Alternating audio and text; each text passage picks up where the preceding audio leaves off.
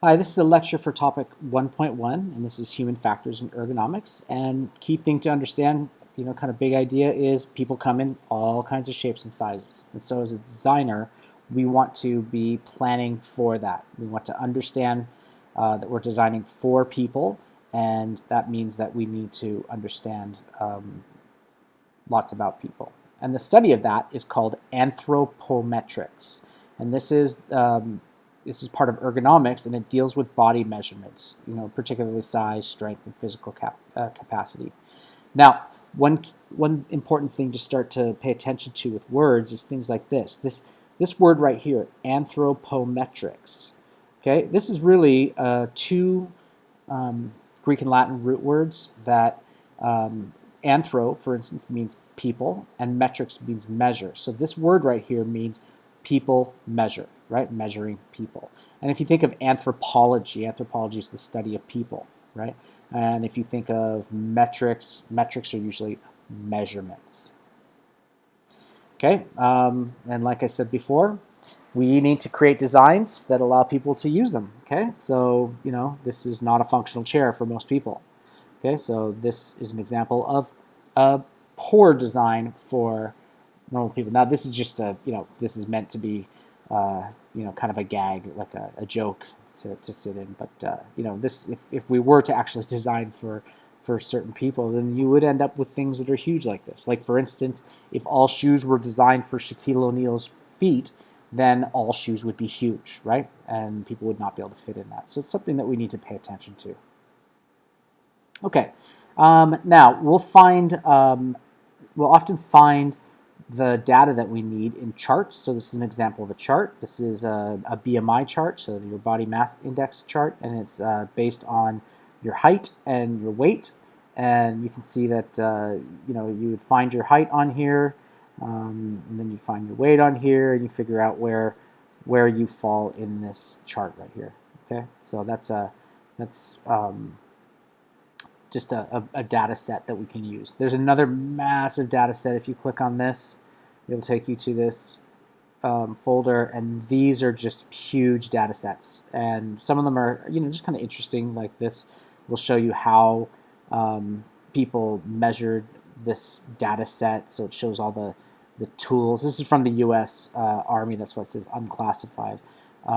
So this is U.S. Army data from literally thousands of people, and these are different measurement instruments that they used to do this data set, and then it shows you how they actually did the measurements. So if you scroll through here, like whatever this one is, the bicep point right? Like that's how you measure the bicep point right.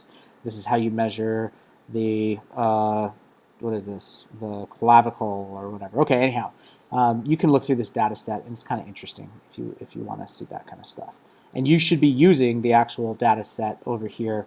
You should be using some of these data sets right here, because these will allow you to see measurements of adult males and females in so many different ways, and then it'll allow you to understand your clientele a little bit better.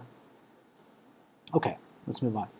All right, what kind of data are we gathering from people? So these two go together, static and structural, and basically with static data, you're measuring the human body while the subject is still. Okay, now, and often what we're getting from that is structural data. So we're getting measurements that are taken from a fixed position. Okay, so like for instance, height. When you're taking somebody's height, they're going to stand in a certain way, and everybody's going to stand the same way. If one person's crouching, then that's not standard, right? So we want a standard position for them. Okay, and then we have functional and dynamic data. These two go together. Dynamic data is the human body when the subject is in motion, and what they're doing is they're doing a task. So this is when functional data is when you get this dynamic data as they are doing a task. So reaching for something, maneuvering around a space, using equipment, that kind of stuff. So these two go together, and these two go together. So generally when you're measuring static data or structural data, it'll be static. When you're measuring functional data, it'll be dynamic. Here's some tools that people might use. These are calipers. So this is going to just measure whatever's between these two prongs right here. These are going to measure what's between these two prongs. Here's an example of a height gauge. So this is going to measure the height of somebody. So these are the tools that you might use. This is an activity we did in class. If you remember percentile range, this is where we had we talked about percentile and how to calculate it. And this video will show you how to use an Excel spreadsheet to calculate percentiles. And this is a great tool. So please watch this video to remind yourself on how to measure percentile. Percentile range is basically a portion of a population with the dimensions at or less than a given value.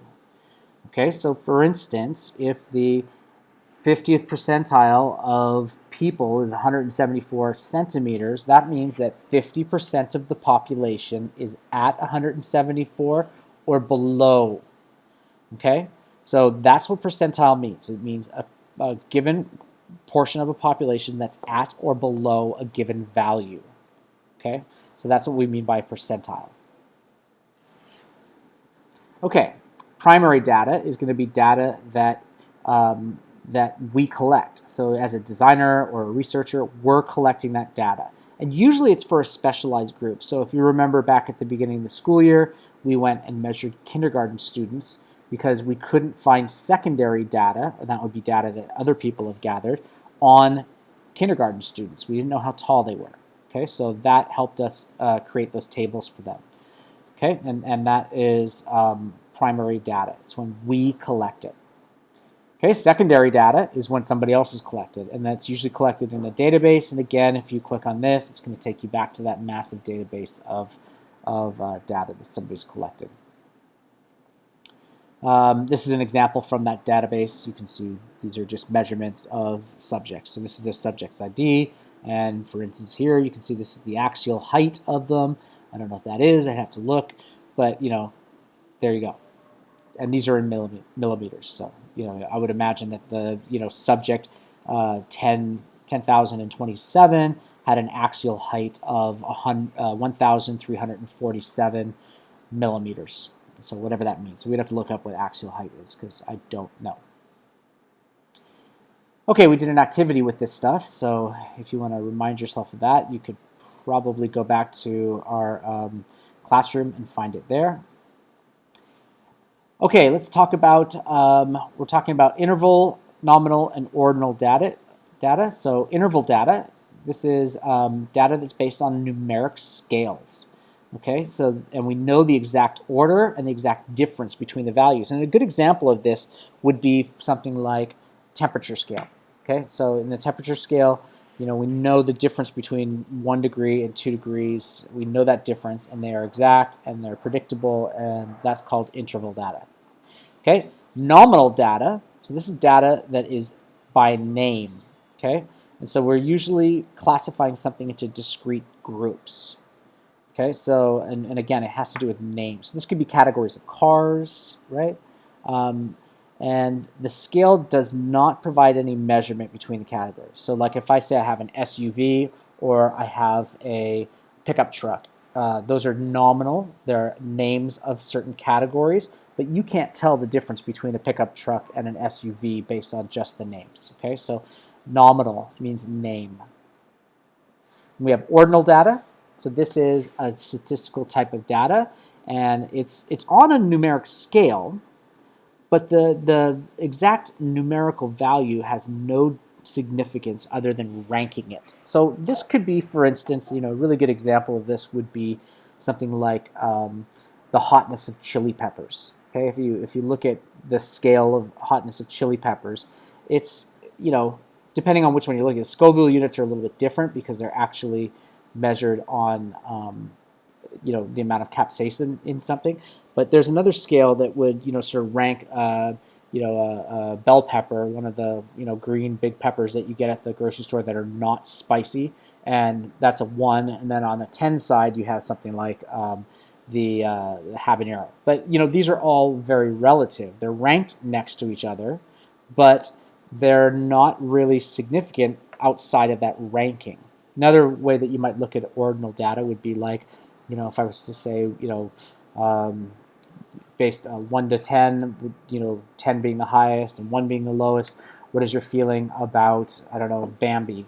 You know, do you think Bambi was entertaining or not? You know, and people would rank it based on that. But it really has no significance outside the ranking system, and that's important. Okay, so it's a ranked system.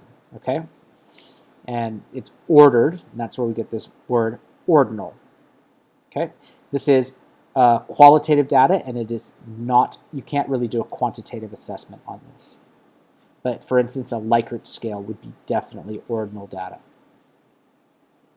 Okay, and that takes us to another couple types of data. We have qualitative data. So this is descriptive data. It's a quality, right? It's in the name there, quality, and that's like a characteristic. Okay, and you know it basically finds out the way people feel, their perception. So this is useful for research and things like that. Is again it kind of goes with that whole idea of an ordinal data set where you would be looking at something like 1 to 10 like a Likert scale. Do you like this or you do not like this? Rank it on the 1 to 10 scale. Quantitative data is something that's measured and recorded with numbers. Okay, so this is something that is going to be like interval data. Okay, not ordinal, not nominal. Qualitative data would be ordinal and nominal. This is going to be interval data, right? And you're going to have exact numbers where we know the intervals between them, and then the numbers have meaning. Okay, so that is for instance, height or shoe size or fingernail length. These are all measured with something like centimeters. Temperature could be an example of this kind of idea too. Okay. Here's an example of measurements. How do we measure? So, for instance, trying to find those. And this is from that data set that I showed you earlier. Okay, so when we're designing, who are we designing for? And this is really important. So we are generally designing in the population, we're designing from the 5th percentile to the 95th percentile. Okay, and this is going to cover like really most of the people that are in the world. Okay, so you can't design always for the extreme. You can't design for everybody because basically it becomes too expensive. So you're designing for people that are between the 5th and the 95th percentile. Okay, and you would calculate those based on your data set, your secondary or primary data that you selected. Now, if you remember back, what we did is we went to kindergarten. We looked at who are we measuring. So those are kindergarten students. Are we measuring for the shortest kindergarten student or the tallest kindergarten students? No, we decided that we would measure from the 5th to the 95th percentile. And what measurement should we take? We measured the height of those. Actually, we measured up to their, I think up to their sort of like hip. And then how many? We needed enough of a data set. Like if you only measure 3 people, you're not going to have enough of a data set. So we measured dozens of kids to get a robust data set. And then we found the 5th to the 95th percentile of those. Okay. Let's talk about range of size and adjustability. So we'll start with adjustability. So adjustability is the ability of a product to change in size. And this is commonly used to increase the range of percentiles that a product is appropriate for. So for instance, my kids actually had a set of these skates. These are inline skates, and they were kind of interesting because they were completely adjustable. So we don't, you don't want to be buying new inline skates every, year. My kids' feet grow like crazy. So this allowed you to actually adjust where the toe was. When this was pulled back, the toe would move back inside the skate. So when their feet were smaller, they could use them. When their feet got bigger, this would move. You could move this towards the front, and then they could wear them just as well. This desk is also an example of adjustability. And in fact, this desk moves up and down. You can even make it so that it is a standing desk. This chair is also adjustable. You can adjust things like the height of the chair. You can adjust how much it rocks back. So it's adjustable, and that allows you to change the size so that more people can use it. Now, we also have a range of size. Okay, so a selection of size of a product that is made that caters for the majority of the market. An example of this would be, for instance, like shoe size, right? So you might have different size shoes that you manufacture, and you would want to know what is your range. So you're going to maybe, design shoes that are from the 5th percentile to the 95th percentile. Maybe this is the 5th percentile, and this is the 95th percentile right here. But this would allow you to adjust. This is giving you a range of sizes. Now you're not adjusting. Sorry, I shouldn't have said adjust. You're not adjusting the shoes. I mean, you are. You can tighten them and loosen them here, but you're creating that range of sizes. But you're still designing within those parameters of the 5th to the 95th percentile. If you only design shoes for the 95th over the 95th percentile, you're going to go out of business very quickly. Same with if you're designing shoes for under the 5th percentile, you'll go out of business pretty quickly. So you need a range, and so that can give you that range of sizes. Okay, clearance, reach, and workspace envelope. So when we're talking clearance, we're looking at the physical space between two objects. So what is the actual physical space between this person's eyeballs and this computer screen? Okay, so that's clearance. Now reach is where can this person actually reach? Is this person able, when they're sitting, to reach over here to the keyboard? Okay. And then workspace is what are they able to access within the three-dimensional area of where they are. This is looking at clearance and reach, and this is that workspace envelope. So this person can really work within a certain range out here. Okay, so it's the 3D space in which you can perform a task. Okay, and that's it